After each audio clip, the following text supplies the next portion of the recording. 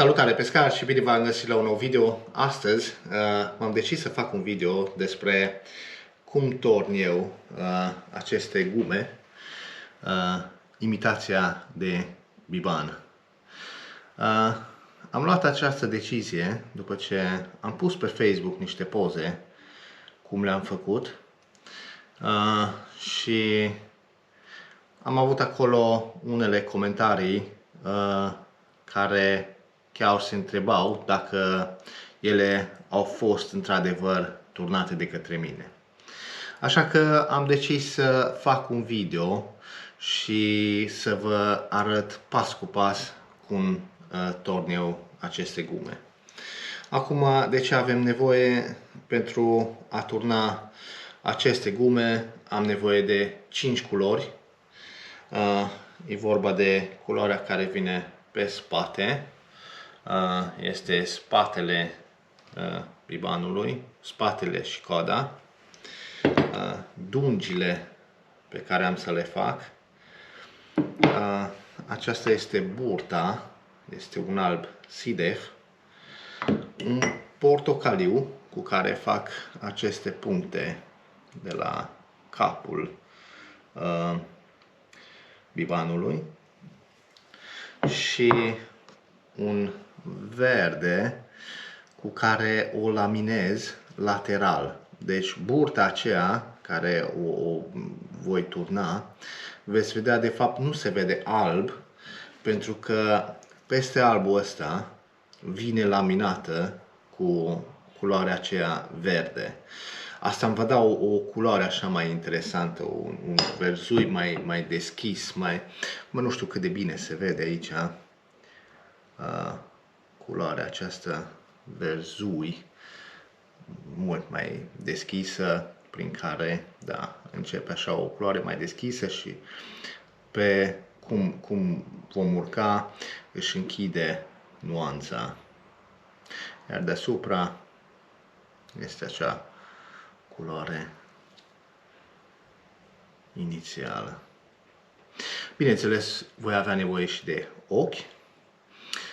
La această gumă mare am 3 mărimi de gume, gumă de 15 cm, 13 cm și 10 cm. La cele de 13 și 10, ochii sunt turnați de bine, sunt făcuți de bine. Am prezentat anterior cum fac acești ochi. Pot să fac în diverse culori, culorile mi le pot alege singur. Iar, da, pentru că diametrul ochilor pe care eu îi torn sunt de 4 mm, iar diametrul ochilor la cea de 15 cm este de 6 mm, așa că eu ce am făcut, mi-am comandat niște ochi 3D care vin în această formă pe o bandă. Iar de aici pot să iau și să-i lipesc în ochi. Hai să-i dăm drumul și să vedem pas cu pas cum voi realiza aceste gume. Pentru început va trebui să deschid toate matrițele. În interiorul matrițelor au această placă care se introduce aici și este pentru lestarea cârligului, pentru a facilita acest lucru. Eu va trebui să desfac toate matrițele, pentru că prima dată nu am să torn direct deasupra, veți vedea, va trebui să laminez acea culoare verde pe care v-am arătat-o la început, după care va trebui să fac acele dungi, iar doar după aceea voi turna, le voi închide la loc și voi turna culorile care vor fi și culorile finale deasupra acestei matrițe. Am aici plastisolul încălzit, culoarea aceea verde. Ce voi face? Am să torn de aici, de la cap, o voi lăsa să se prelingă către coadă și pur și simplu voi turna surplusul. Nu am nevoie ca să am o peliculă groasă, pentru că atunci vă dați seama, nu mai iasă culoarea aceea verdele acela deschis. Nu are nimic că încurge puțin pe lângă. Voi turna doar așa direct pe această scândură și așa voi face cu toate.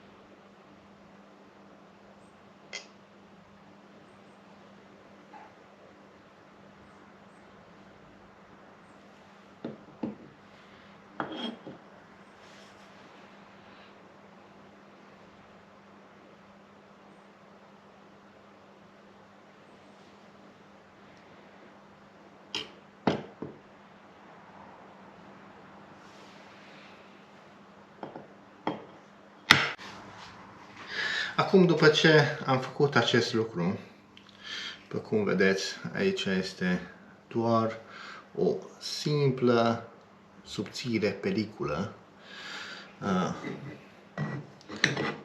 Am să vă arăt și cum pot să îndepărtez, vedeți, aceste scurgeri, cum mi s-a scurs pe margine. Pur și simplu voi apăsa cât de tare cu degetul, iar marginea matriței îmi va tăia pur și simplu plastisolul care mi s-a scurs pe lângă, după care îl voi îndepărta foarte ușor. Vedeți? Nu a mai rămas nimic. Foarte simplu.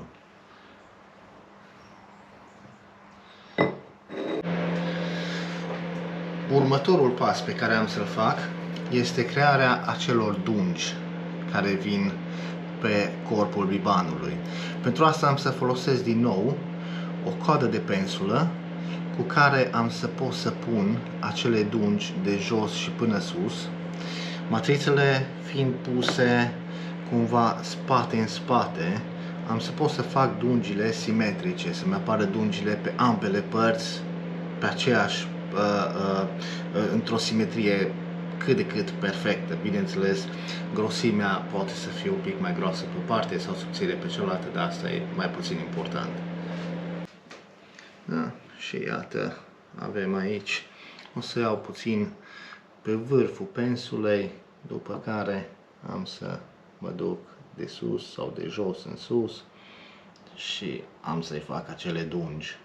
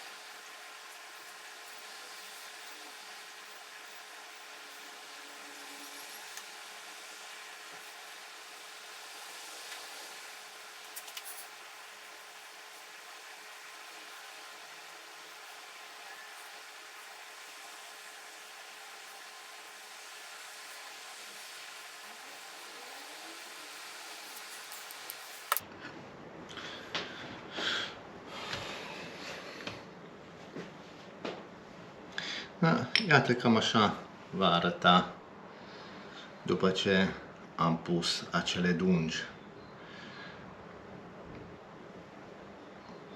Faptul că am pus prima dată acea laminare verde îmi vor arăta ca și dungile sunt cumva ieșite din interior. Nu vor fi atât de proeminente, atât de negru, o dungă neagră. Va fi o dungă neagră așa puțin ștearsă, puțin mai, zic eu, mult mai naturală. dintre cele 3 matrițe am doar una singură care are și o aripioară sub burtă. Deci acea aripioară am să o fac cu roșu, tot așa cu pensula. Am să pun niște plastisol roșu.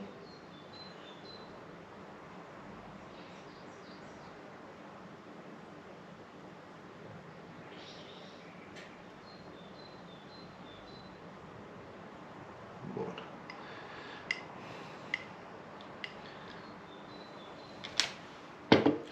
Acum, următoarea etapă, voi închide toate matrițele și voi turna acest roșu undeva la cap, dar doar puțin, să am pe o porțiune destul de micuță.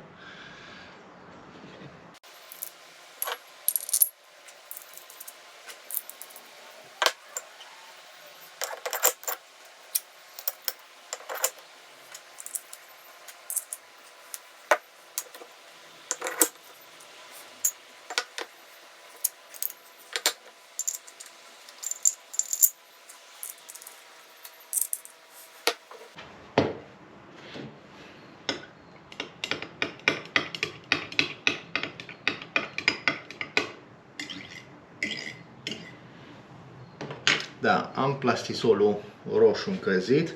După cum am spus, voi turna doar puțin aici la cap.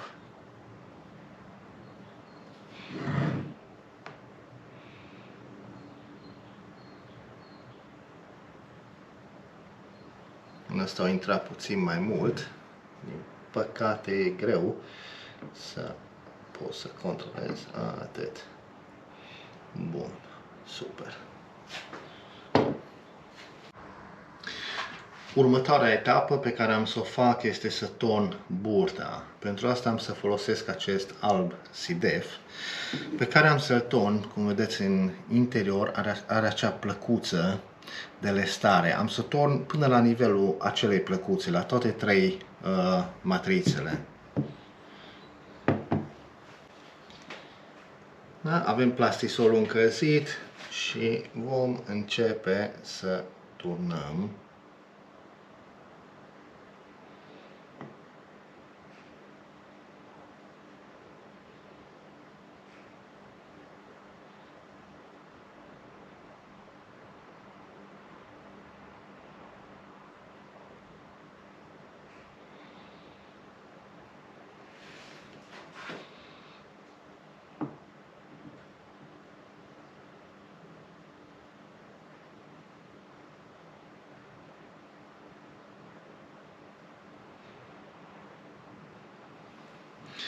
Bun, și acum o să urmeze următoarea etapă, ultima etapă în ceea ce privește turnatul cu plastisol, este să îi torn partea de deasupra și coada bibanilor.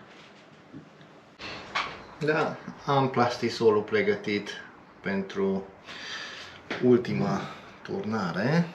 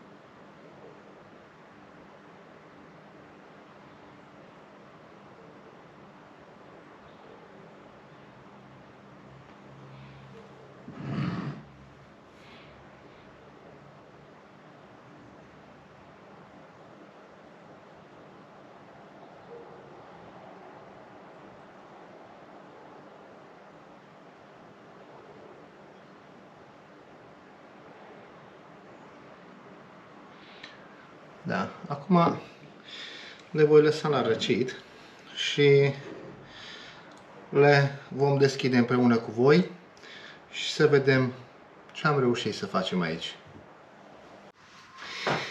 Eu zic că s-au răcit destul încât să le pot desface și haideți să vedem ce ne-a ieșit.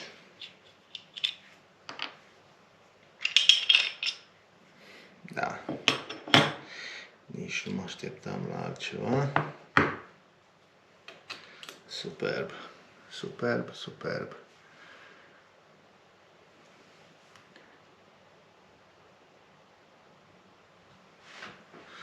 Iată și burta un pic mai albă și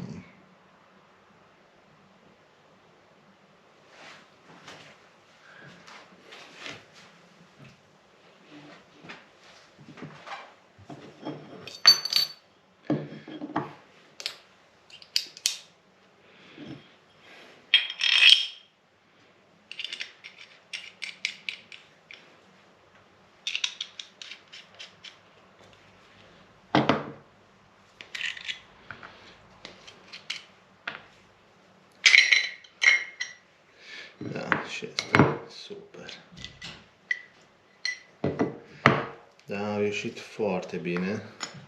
Asta e cel care i-a mers puțin mai mult roșu, dar nu are nimica, nu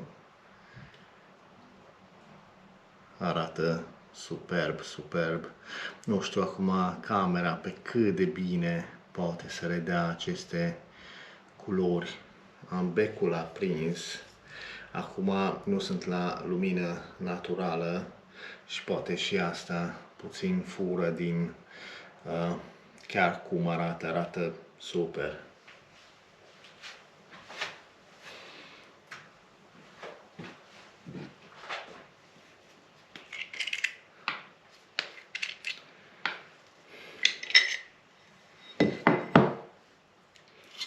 Da, super fain. Foarte, foarte fain. Iată, cât de frumos. Burta puțin mai albă și cum urcăm către spate, verdele acela care se închide în culori. Da, superb. Și iată-ne ajuns la ultima etapă, dar eu zic ultima, dar nu mai puțin importantă. Este atașarea ochilor.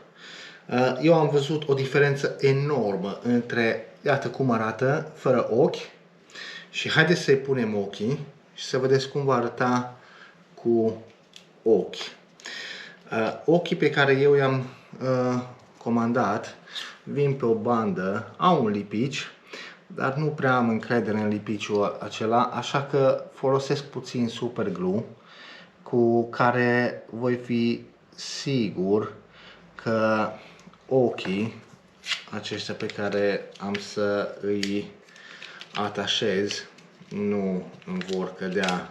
Mi se pare destul de supărător să te duci la pescuit și doar după câteva lansări să vezi că peștele tău rămâne fără ochi. Nu mi se pare ok. Așa că am decis să pun și un pic de super glue. Și iată cum arată acum cu ochiul atașat. Eu zic că e o mică mare diferență. Am să fac același lucru și la celelalte două, cu diferența că la celelalte două am să folosesc ochi făcuți de către mine.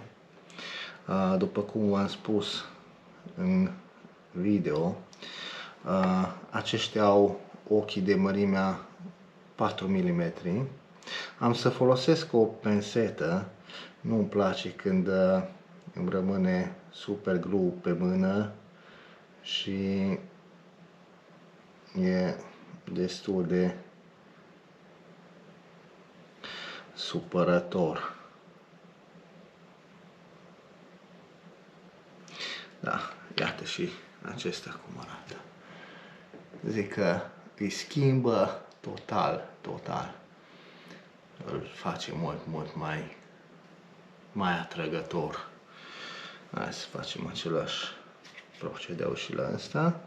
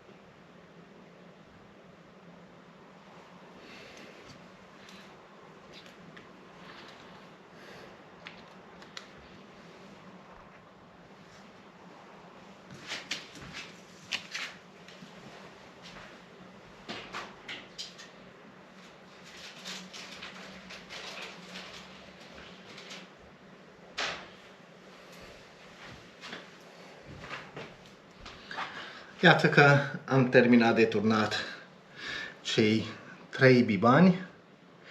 Eu sper că nu mai există niciun dubiu față de cine a turnat, cum i-a turnat.